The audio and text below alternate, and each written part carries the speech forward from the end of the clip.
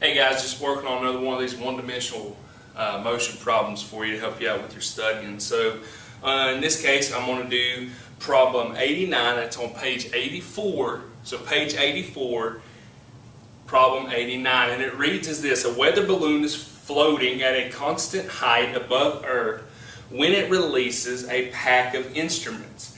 Question A. If the pack hits the ground with a downward velocity of 73.5 meters per second, how far did the pack fall?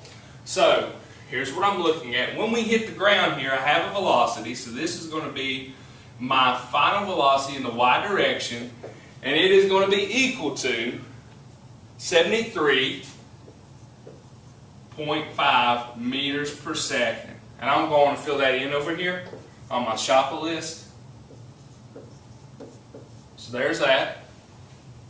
Now I know I'm at a height up here, at some certain height. This is all the information that this problem gives me, and I really like this problem because that's all it gives you. So you got to think a lot out of the box here. So here's the key. Take some information from it. If the pack hits the ground, okay, this is the thing. It's floating and it releases. That's the key. It says it releases a pack of instruments. So it released it. So it just opened up and let it go. It didn't throw it with a certain velocity, it just let go. So whenever it did that, we know that our initial velocity in the y direction has got to be equal to 0 meters per second. I'm going to fill that in over here. So then we're dealing with the y direction, so it's falling down to Earth. So we know that the acceleration, let's just say is negative 9.81 meters per second squared. Yes, that's telling you a big piece of information. I'm making the downward direction negative. Or you know what? Let's not do that. Yeah, let's just keep it positive. Everything's going to go in the same direction here. I'm going to keep it positive to make my life easy. So the downward direction is positive and up's negative. Okay? So in this, downward direction is positive, so my gravity is now positive. My velocity down here is positive. All that seems pretty good, and now I got to start labeling some things. So this is what I think I would do. I think I'm going to end up, let's make up here where I drop out of the balloon, I'm going to make it my initial position, and I'm going to make it equal to 0. So 0 meters, so my initial position is 0 meters. Now I don't know what my final position is. And at this case in time, right now, I do not have time. So I filled in everything on my Shoppa list that I can, so let's start working on this. So let's work on problem A. So A, ask me the question, if the pack hits the ground with a downward velocity of 73.5 meters per second, how far did the pack fall? So I'm looking for y final.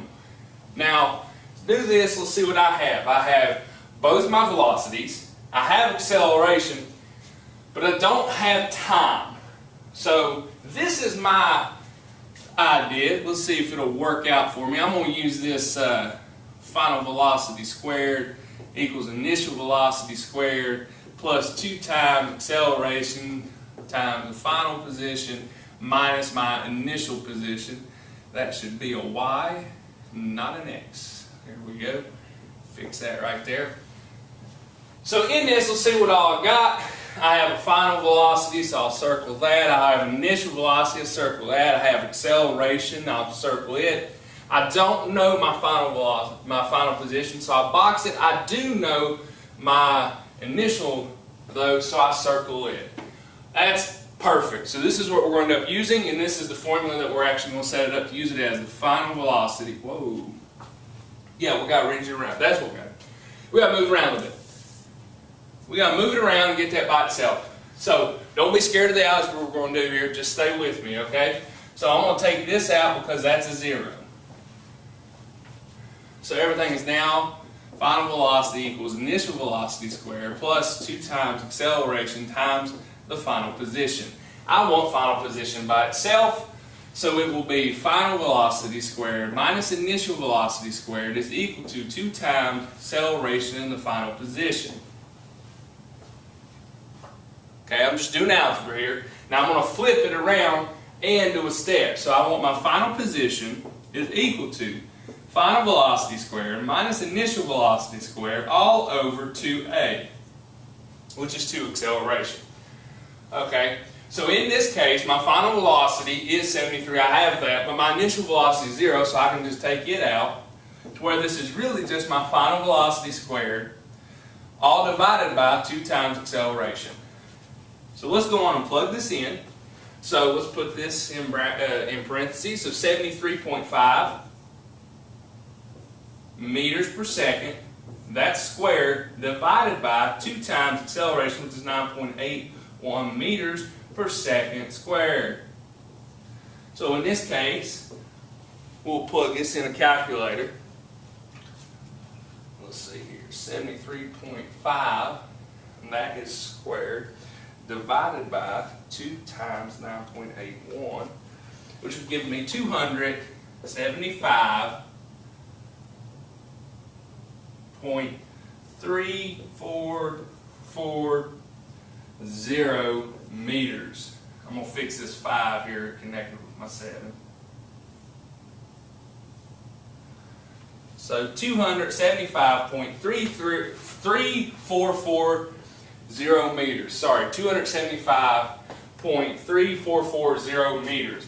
So there's the answer to A, so the final position. Now, here's the other part that we got to worry about and deal with. We have B that we got to deal with. So here's B. And B is asking me, how long did it take for the pack to fall? So, I need to find time. Now, I'm going to do this real fast and real simple because it's the smallest equation we got that will work really fast for me. And it's going to be final velocity equals initial velocity plus acceleration times time. I have final velocity, have initial velocity, and I have acceleration, so time will be simple to find for me. I just have to do some algebra. Final velocity minus the initial velocity is equal to acceleration times time.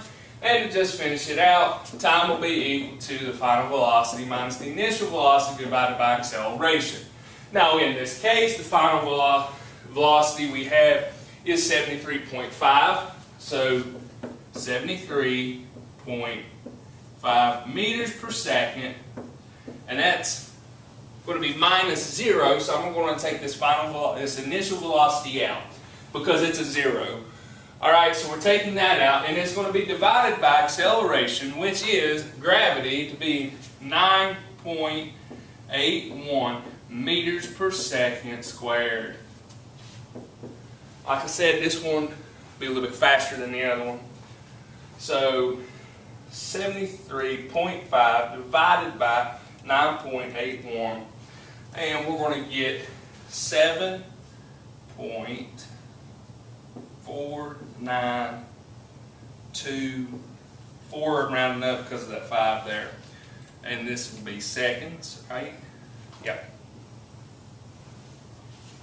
So 7.4924 seconds, and there's the answer to B. If you have questions on how I did any of this, come ask me. If not, I'll see you guys in class.